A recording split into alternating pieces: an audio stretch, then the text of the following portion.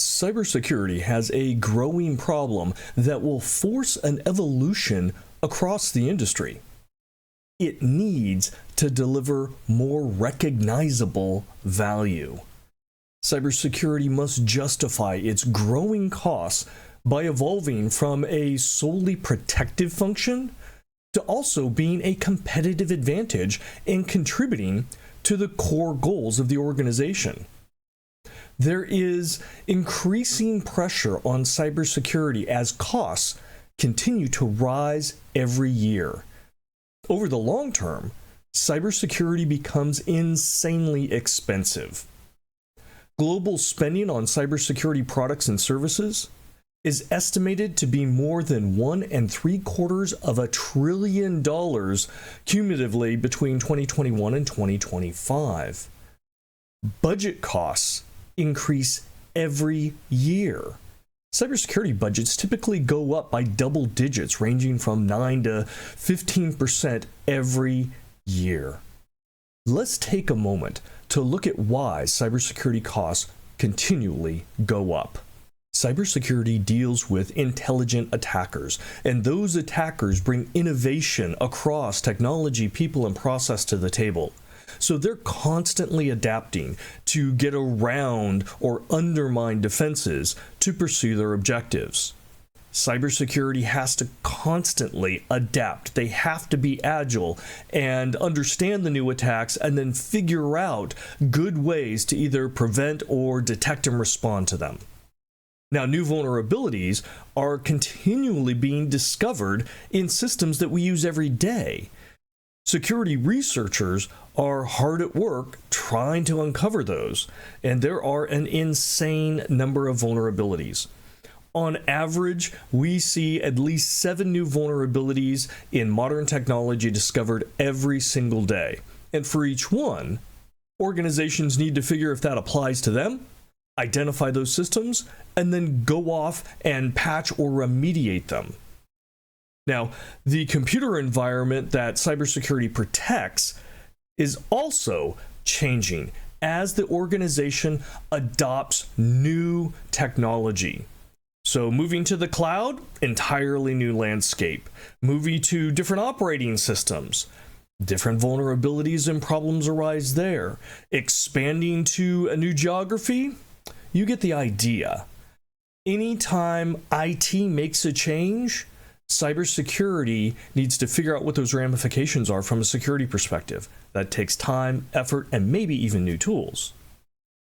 Then you've got the rising consumer expectations for security, privacy, and safety. It wasn't that long ago that, consumers really didn't care all that much. But now, it is becoming a purchase criteria that drives higher expectations and performance from executives to make sure that they're not undermining the trust of their customers. Now, there are also increased expectations from business partners. Typically nowadays, when you're establishing your supply chain, you're working with your suppliers and your vendors, or you are a supplier to somebody, there is an exchange of security questions. They want to know your posture, you want to know theirs. And if you do not have good security, there can be problems. Either no deal will be struck, or there could be some compensating controls that need to be put in place for that. Along those lines, cyber insurance, the requirements there are getting higher. If you want to have a policy, you don't want your premiums to be sky high, then you need to show that you've got a good security program. If it's not as good as the rest, your premiums are going to go up. If it's really poor, they simply may not insure you. And then we have to worry about all the regulations across all the countries and states and provinces all over the globe, because there are more cyber regulations that are coming out for protection or recovery or privacy, things of that sort. And again, cybersecurity has to deal with that and plays a role in all those different areas. And lastly, we have to worry about the scarcity of talent coming into the industry. There are millions of jobs open right now across the globe, and there's not enough cybersecurity talent to go around. When you don't have enough people to fill the jobs, what tends to happen is the competition, the prices go up, and now organizations have to do two things. One, they have to spend more money to bring new talent into their organization to meet security needs. But on the other hand, they also have to spend more money and time and effort on the people that are currently there so that they're not harvested by outside sources and leave the company. So this all drives up operating costs. And these factors aren't going to subside anytime soon. And additionally, cybersecurity policies, tools, and processes can create friction that slows down the organization. And nobody likes that. Often, cybersecurity is looked as an impediment to the business. Managing cyber risks is balanced with those costs and that acceptable level of friction to users and workers.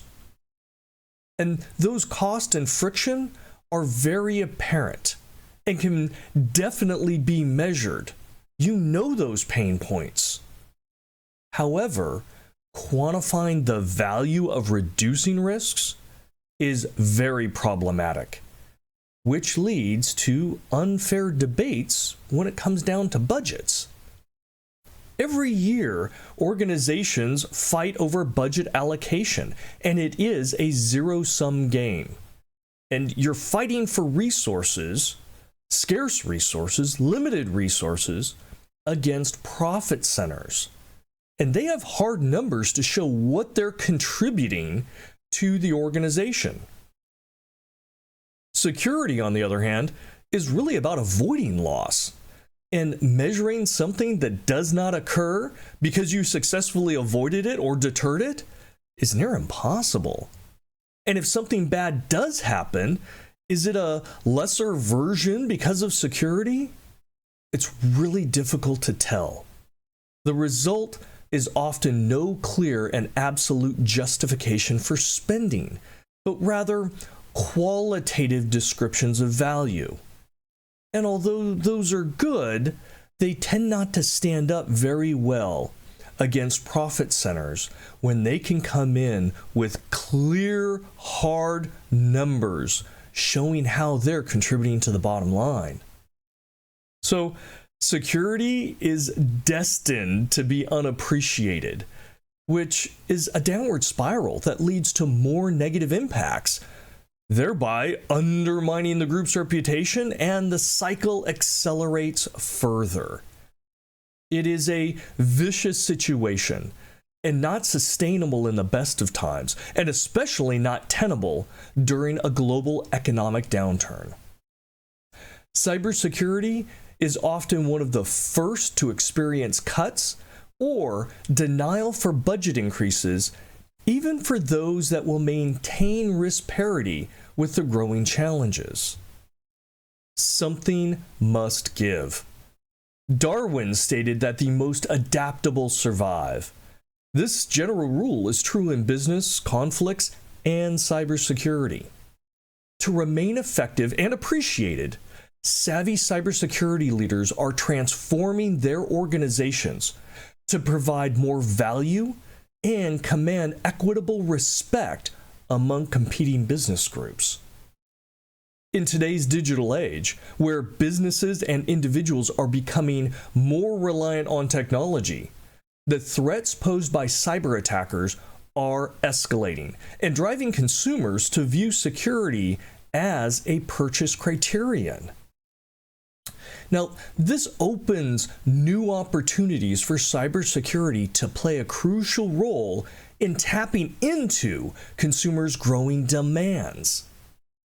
Cybersecurity can help close deals, provide compelling marketing content for sales and brand elevation, open doors for advantageous partnerships, allow entry into new markets, grow market share, raise average selling prices, enhance profit margins, and in some cases, generate new revenue streams.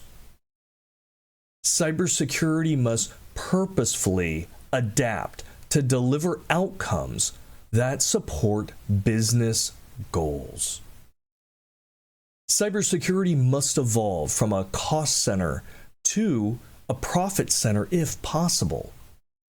Cybersecurity is often architected and run to be a cost center, a necessity where the goal is to spend the absolute minimum because it doesn't directly contribute to the bottom line like profit centers do. However, there are growing opportunities as consumers begin to recognize and appreciate security, privacy, and safety. It becomes a purchase criterion. And anytime something can motivate people to spend money, it has a value story. Expanding beyond entry-level compliance and protection to avoid losses may be the adaptation that elevates cybersecurity to a new level, fundamentally changing how the organization is appreciated.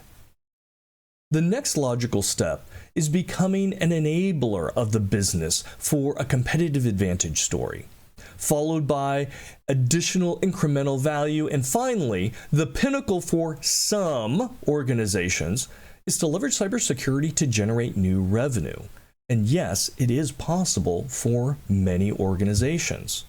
The scope of each has a different value story and beneficial impact. The first block is compliance, doing the minimum necessary to meet regulations and contract requirements. The focus is on meeting an attestable requirement and is often greatly detached from the concepts of actually managing cyber risk. Regulatory compliance is not managing cyber risks. It's not the same thing. The second block, which should be closely intertwined with the first, is avoiding loss. Now, this is the traditional block and tackling that most cybersecurity organizations focus on. It is intended to prevent or lessen the effects of cyber attacks like data breaches, ransomware, digital fraud, things of that sort. And compared to compliance, risks are better understood and controls are instituted to more effectively manage those risks. There are often untapped opportunities, even in this area, which can clearly showcase value, such as the cost savings from lower cyber insurance premiums and negotiating lower costs for vendor or partner agreements. Because better security posture and resilience does make a difference. The third block is competitive advantage. This is where emphasis and resources are committed specifically to helping current profit centers achieve revenue goals. Efforts are often directed at brand uplift, competitive feature parity, market messaging enhancement, operational stability, resilience, and product differentiation. For example, refining compelling marketing messages which highlight security features that consumers are interested in to improve sales totals and deal closure rates. Security can also enable the opening of new markets, which have stringent regulations for digital security, privacy, and attestability. The fourth block is adding value, enhancing current products and services with desirable security features, incremental associated benefits, and a better reputation for operational trustworthiness. These efforts are designed to help increase the average selling price of offerings, directly contribute to gaining market share, and positively impact profit margins. For example, integrating meaningful security features to enhance competitive differentiation. In some cases, security, privacy, and trust can be used for non-traditional brand campaigns that give a decisive advantage in resonating with target audience. Apple recently did this, where their marketing campaign shifted away from the speed of their processor, the amount of memory, or the interface resolution, and moved to start talking about how privacy was important, and that their products and their ecosystem respected the privacy of their customers. Apple's competitors had nothing to say about that. They simply could not compete in those terms. Another way is to prepare for opportunistic moments when competitors, let's say with less commitment to security, suffer outages due to cyber attacks. And this becomes an opportunity to grow market share if you can show how your customers didn't suffer because of the security features, and yet the customers of your competitor did. You can attract some of those fleeing customers and grow market share. The fifth block here is about profit generation. And these are exclusive security features that can drive new revenue as part of a good, better, best strategy, such as moving customers from maybe a freemium tier to a paid subscription model, or establishing a higher tier that just includes security assurances. It can also manifest in producing entirely new adjacent security products and services that may be brought to market. Revenue from these types of offering can be directly attributed to security. It is important to note that in some sectors, it's unlikely or not applicable for cybersecurity to bring in revenue, such as government agencies or potentially education sector. But there are opportunities for most businesses to greatly improve their relevance and contributions now and in the not so distant future. CISOs can pursue such transformations to attain a more compelling position for budgetary considerations and internal political clout. Evolving to provide more meaningful business value results in far different conversations about budgets, prioritization, and potential cutbacks. Being a competitive advantage, adding value, and generating profit is the core language for business executives' attention.